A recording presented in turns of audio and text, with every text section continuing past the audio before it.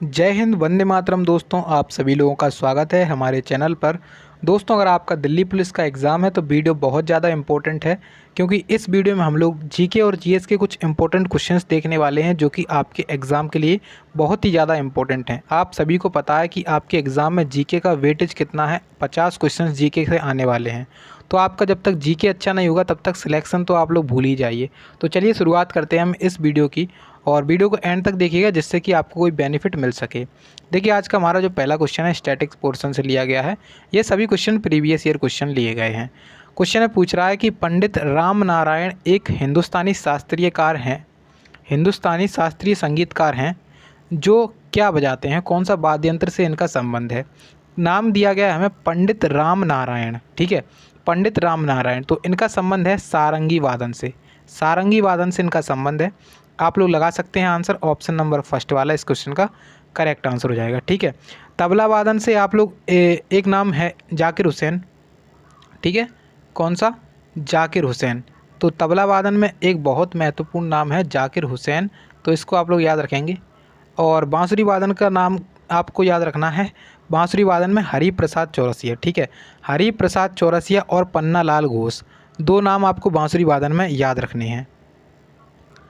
देखो, कुछ और सारंगी वादक हैं, इम्पोर्टेंट हैं, जिनसे क्वेश्चन बन सकता है। सबसे पहले उस्ताद बंदू खान, उस्ताद बंदू खान क्वेश्चन में आए कि इनका संबंध किससे है, तो सारंगी से लगाएंगे। उसके बाद संतोष मिश्रा, इनका संबंध भी किससे है, सारंगी वादन से। राम नारायण का संबंध भी किससे है, सारंगी वादन से। सबरी खान का संबंध भी सारंगी वादन से है। और लास्ट में इलियास खान, इनका संबंध भी किससे है, सारंगी वादन से। तो ये इंपॉर्टेंट है, इनको आपको याद करना है, ठीक है। इतना आप अगर याद करके डेली चलते चलेंगे तो आपके एग्ज़ाम के लिए एक मतलब आपका ऐसा तैयार हो जाएगा कि आपके एग्ज़ाम में कुछ भी नहीं छूटेगा। तो डेली कम से कम मतलब थोड़ा थोड़ा डेली याद करते हुए चलिएगा तो आपको याद रहेगा ये। नेक्स्ट क्वेश्चन देखिए, पूछ रहा है क्वेश्चन में कि किस राज्य ने वर्ष 2022 में 36वें राष्ट्रीय खेलों की मेज़बानी की थी। देखिए, अब हमसे पूछा गया क्वेश्चन में कि 36वें राष्ट्रीय खेलों की मेज़बानी, यानी कि जो 36वें नेशनल गेम्स हुए थे उनकी मेज़बानी की थी गुजरात राज्य ने, ठीक है। तो गुजरात इसका करेक्ट आंसर हो जाएगा। अब ये जो 36वें राष्ट्रीय खेल हैं इनकी मेज़बानी किसने की थी, गुजरात ने। इसमें फर्स्ट स्थान पे कौन आया था, तो फर्स्ट स्थान पे आया था सर्विसेज, एक टीम थी। सेकंड स्थान पे आई थी महाराष्ट्र, थर्ड स्थान पे हरियाणा आई थी, और फोर्थ स्थान पे जो है ना कर्नाटक आई थी। तो क्वेश्चन आपसे बनेगा कि जो 36वें राष्ट्रीय खेल थे उनमें सेकंड स्थान या फिर फर्स्ट स्थान किसका था, तो सर्विसेज का था, और इसने 61 गोल्ड मेडल जीते थे, ठीक है। महाराष्ट्र ने 39, हरियाणा ने 38 और 27 गोल्ड मेडल किसने जीते थे, तो ये जीते थे कर्नाटक ने, ठीक है। चौथे नंबर पे कर्नाटक रहा था। आपके लिए क्वेश्चन बन सकता है कि 37वें राष्ट्रीय खेल कहाँ पर आयोजित किए जाएंगे, तो ये गोवा राज्य में आयोजित किए जाएंगे। इसको आप लोग इम्पोर्टेंट लगा लीजिएगा, ये आपसे क्वेश्चन पूछा जाएगा एग्जाम में, ठीक है। अगला क्वेश्चन देखिए, पूछ रहा है क्वेश्चन में कि निम्नलिखित में से किस संविधान संशोधन अधिनियम ने भारतीय संविधान के अनुच्छेद 21 का के तहत शिक्षा के अधिकार को मूल अधिकार बनाया था।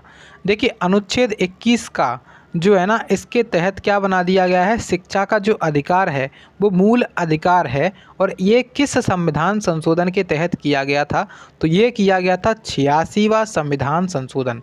बहुत इंपॉर्टेंट है 86वां संविधान संशोधन।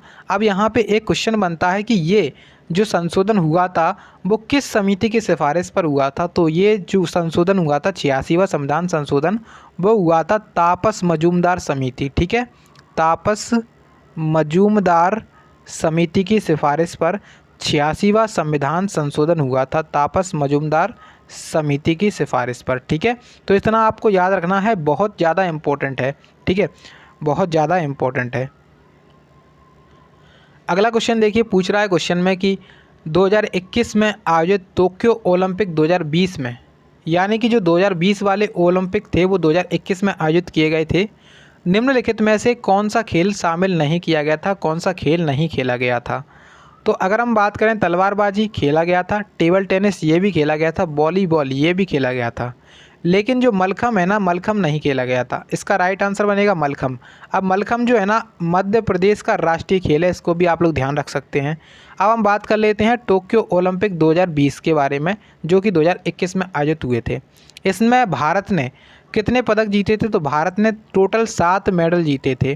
ठीक है, भारत ने टोटल 7 मेडल जीते थे, जिसमें से एक अपना गोल्ड था, एक गोल्ड मेडल था, 2 अपने सिल्वर मेडल थे, 2 अपने कौन से सिल्वर मेडल थे, और बाकी 4 बचे हैं जो वो अपने ब्रॉन्ज मेडल थे। ठीक है, यानी कि कांस्य पदक थे। तो अब आप कमेंट करके ये बताइएगा कि जो 2 सिल्वर मेडल जीते थे वो किस किस ने जीते थे टोक्यो ओलंपिक 2020 में। ठीक है, अगला क्वेश्चन देखिएगा दोस्तों। तो इसमें आपसे पूछा गया है कि भारत के पड़ोसी देश भूटान की आधिकारिक भाषा कौन सी है?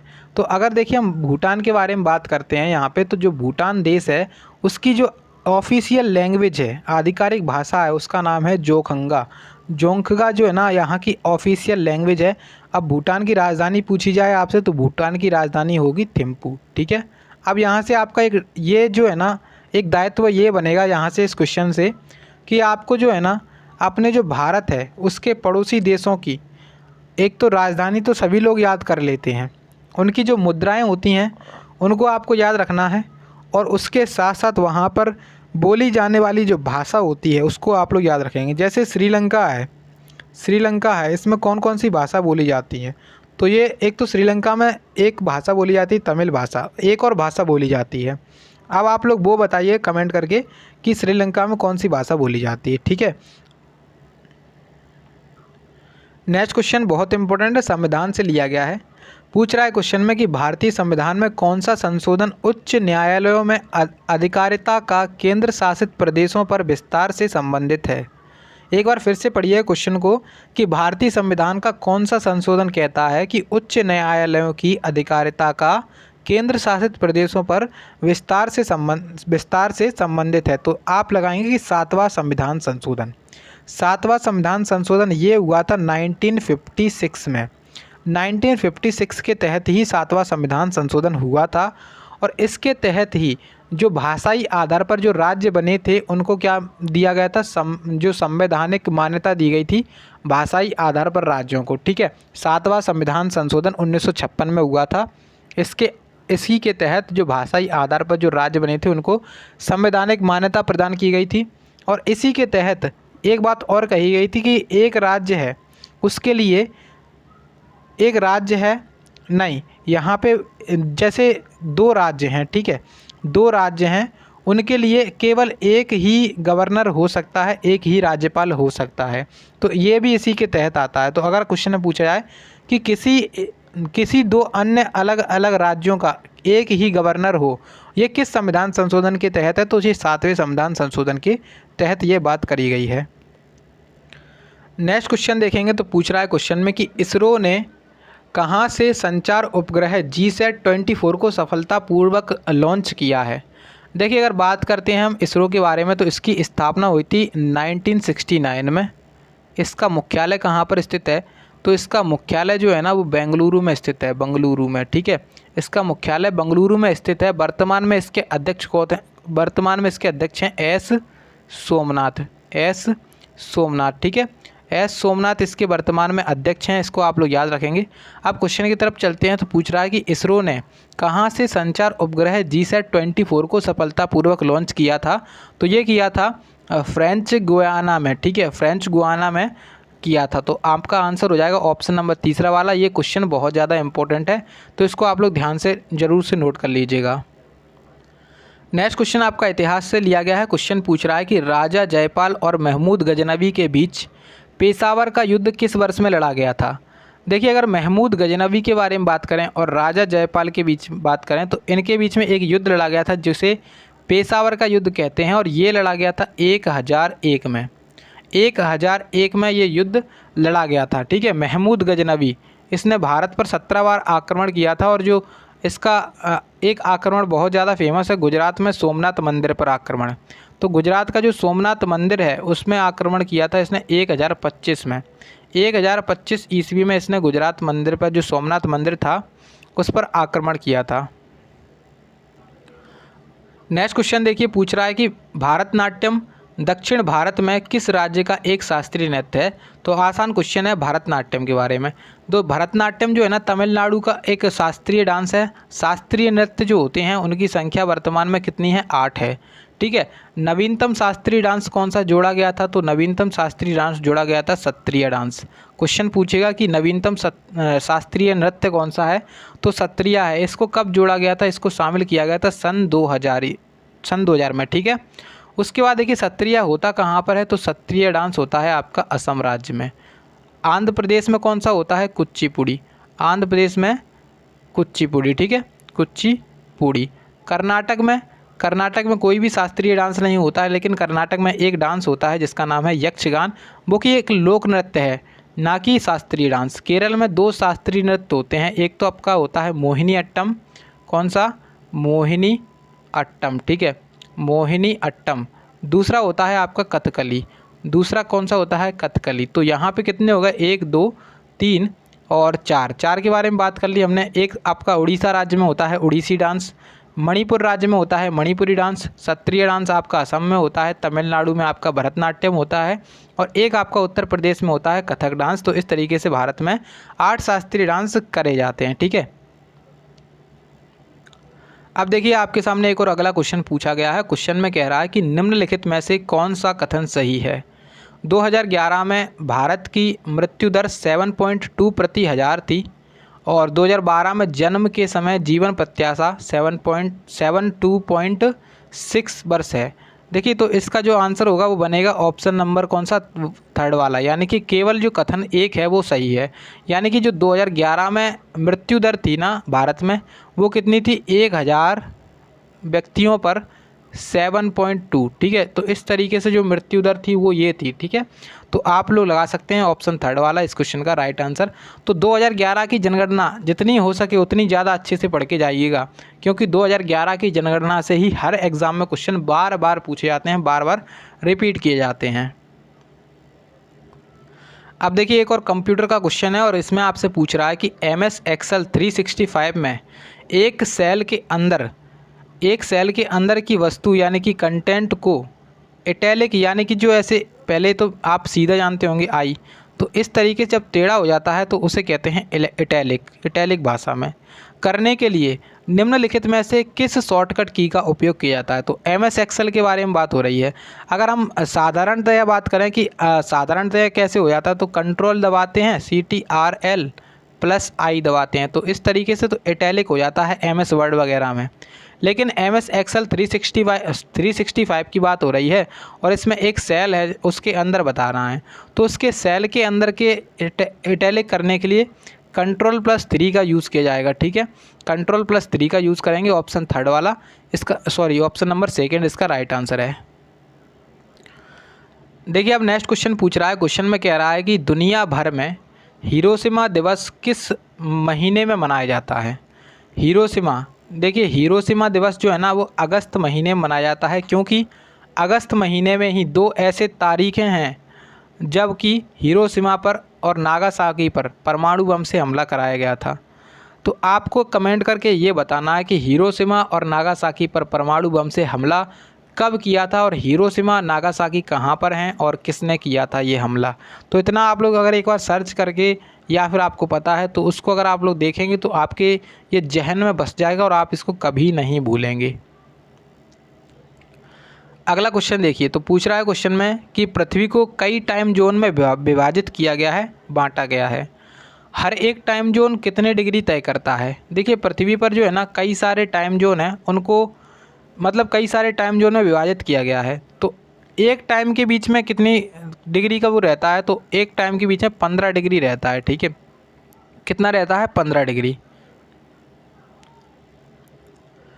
नेक्स्ट क्वेश्चन देखिए, क्वेश्चन पूछ रहा है कि जब लेड नाइट्रेट को गर्म किया जाता है तो निम्नलिखित में से कौन सी गैस उत्पन्न होती है? देखिए अगर हम जब लेड नाइट्रेट जो होता है उसको गर्म करते हैं तो नाइट्रोजन डाइऑक्साइड गैस उत्पन्न होगी, यानी कि N2O, जिसे आप लोग क्या कहते हैं? लाफिंग गैस, हास्य गैस के नाम से जाना जाता है, ठीक है। तो लाफिंग गैस हो गई, लाफिंग गैस या हास्य गैस के नाम से किसे जाना जाता है? N2O, यानी कि नाइट्रोजन डाइऑक्साइड।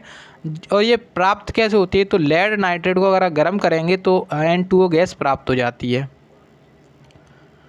देखिए अगला क्वेश्चन पूछ रहा है कि निम्नलिखित में से किस व्यक्ति ने किताब उल हिंद किताब उल हिंद नामक पुस्तक लिखी है? तो किताब उल हिंद जो पुस्तक है वो किसने लिखी है? अल-बरूनी ने। किसने? अल-बरूनी के द्वारा ये पुस्तक लिखी गई। ये बहुत इंपॉर्टेंट है, ठीक है। अल-बरूनी के द्वारा एक पुस्तक लिखी गई किताब उल हिंद। एक पुस्तक है अल रहेला। रहेला पुस्तक किसकी है? अल रहेला पुस्तक किसकी है?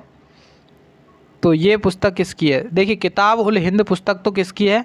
यहाँ पे अल-बरूनी की, ठीक है, अल-बरूनी की। इसका राइट आंसर क्या हो जाएगा? Al-Biruni, option number D.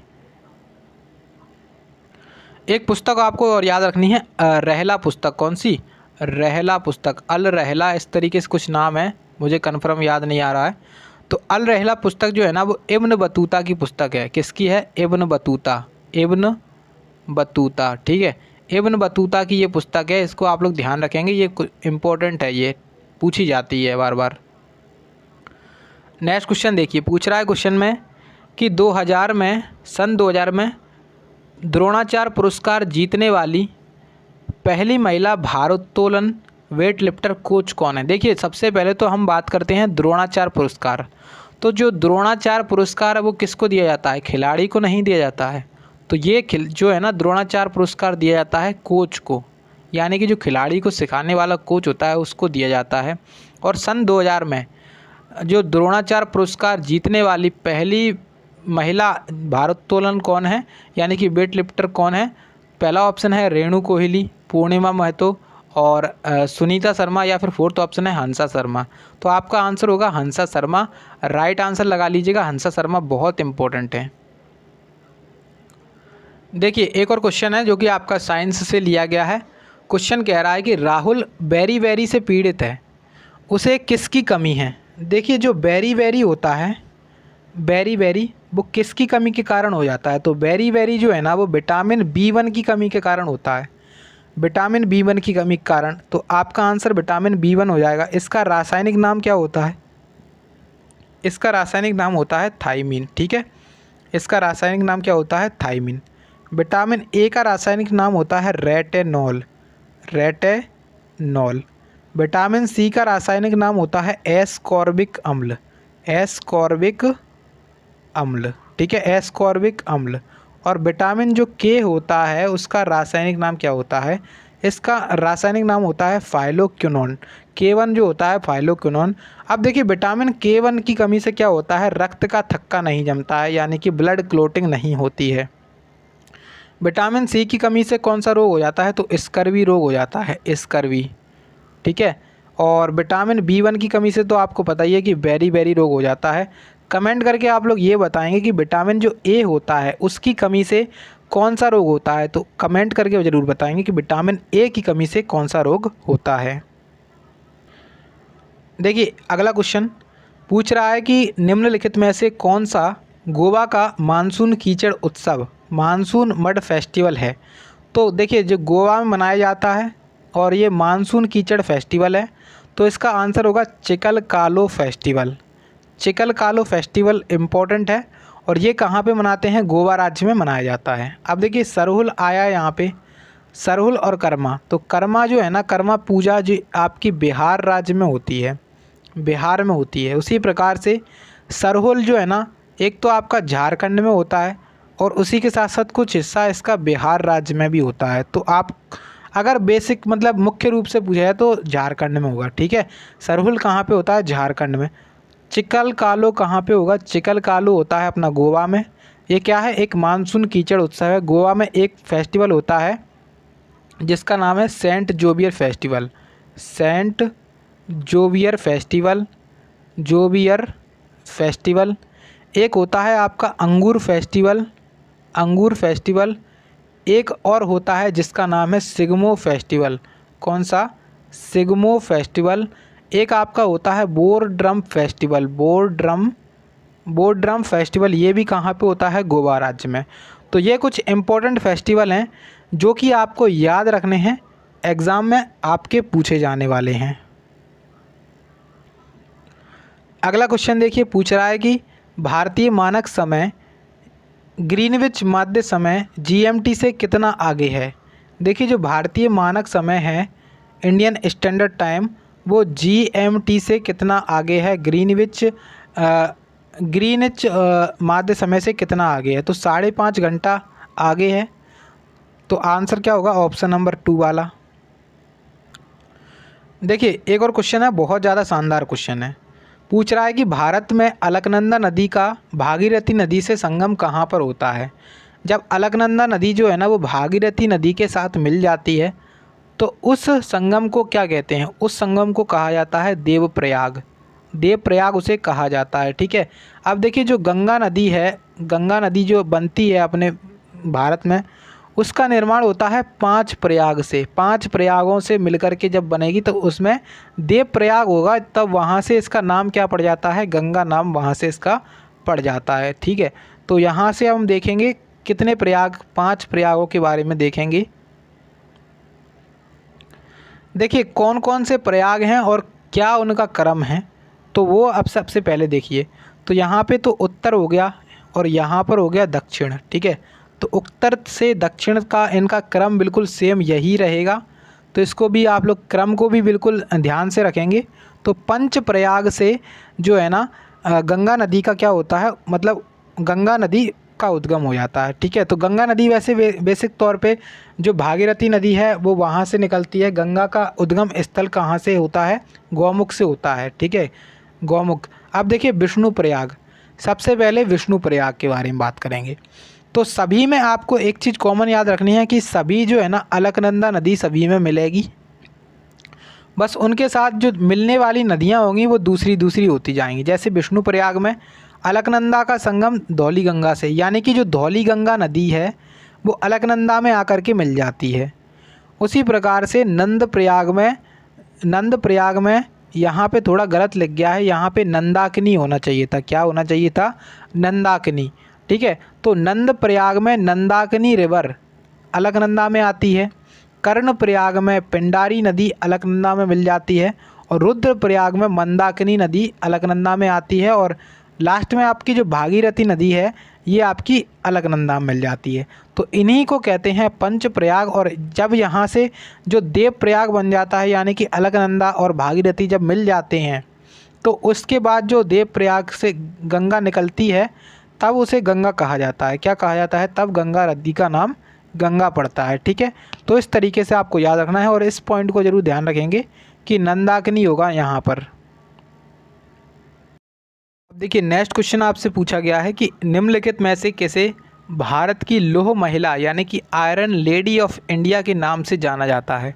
तो आप सभी लोगों ने आयरन मैन तो सुना होगा, आयरन पुरुष, लौह पुरुष के नाम से तो आपने सुना होगा, लेकिन आयरन लेडी ऑफ इंडिया किसे कहते हैं? तो इंदिरा गांधी को। ठीक है। वहीं क्वेश्चन पूछा जाए कि आयरन मैन ऑफ इंडिया यानी कि भारत का लौह पुरुष कैसे कहते हैं? तो सरदार वल्लभ भाई पटेल। ये तो आप सभी लोग जानते ही होंगे। अगला क्वेश्चन पूछ रहा है, क्वेश्चन में कह रहा है कि language of truth essays 2003 to 2020 पुस्तक के लेखक कौन है? देखिए पुस्तक का नाम है लैंग्वेज ऑफ ट्रुथ यानी कि सत्य की भाषा। एसेज 2003 से 2020 तक, ये इस पुस्तक के लेखक कौन है? इसके लेखक हैं सलमान रुश्दी। कौन है इसके लेखक? सलमान रुश्दी इसके लेखक हैं। अब इनकी और भी इम्पोर्टेंट पुस्तकें हैं जो कि हम यहाँ पर देखने वाले हैं। देखिए सलमान रुश्दी की कुछ महत्वपूर्ण पुस्तकें हैं, जैसे विक्ट्री सिटी, बहुत इंपॉर्टेंट है, बहुत ज़्यादा बार पूछी गई है। तो विक्ट्री सिटी एक हो गई, एक हो गई सैटनिक वर्सेस। सैटनिक वर्सेस किसकी है? ये भी सलमान रुश्दी की पुस्तक है। मिडनाइट चिल्ड्रन पुस्तक भी किसकी है? सलमान रुश्दी की है। लास्ट में आपके सामने 2 पुस्तकें और हैं, ईस्ट वेस्ट पुस्तक और द गोल्डन हाउस, ये पुस्तक भी किसकी है? सलमान रुश्दी की। तो ये सभी महत्वपूर्ण पुस्तकें हैं जो कि सलमान रुश्दी के द्वारा लिखी गई हैं और एग्ज़ाम में आपसे पूछी जा सकती हैं। ठीक है। तो यहाँ पे आज के क्वेश्चंस कंप्लीट हो चुके हैं। आशा करते हैं कि आप सभी लोगों ने अभी तक वीडियो को देखा होगा और अच्छे से जो है ना उन क्वेश्चन को जो मैंने कराए हैं वो सारे क्वेश्चंस को आपने देखा होगा और अच्छे से उन्हें याद करेंगे। और अगर आपको वीडियो यहाँ पे थोड़ी सी पसंद आई तो प्लीज़ वीडियो को लाइक ज़रूर कर दीजिएगा। और इस वीडियो की PDF फाइल आपको हमारे टेलीग्राम चैनल पे मिल जाएगी। टेलीग्राम का नाम सरकारी एग्ज़ाम फाइटर के नाम से है, तो वहाँ पे आप लोग सरकारी एग्ज़ाम फाइटर सर्च कर सकते हैं, या फिर आप लोग जो है ना लिंक डिस्क्रिप्शन बॉक्स में देख लीजिएगा, तो आपको लिंक डिस्क्रिप्शन बॉक्स में भी मिल जाएगी। और इसके पहले वाले वीडियोस को नहीं देखा है आप लोगों ने, तो उनको देखने के लिए आपको लिंक डिस्क्रिप्शन बॉक्स में है, तो वहाँ से लिंक पर क्लिक करेंगे तो आपको लिंक मिल जाएंगी। ठीक है, तो मिलते हैं अपनी नेक्स्ट वीडियो में, तब तक के लिए जय हिंद, जय भारत, जय श्री राम।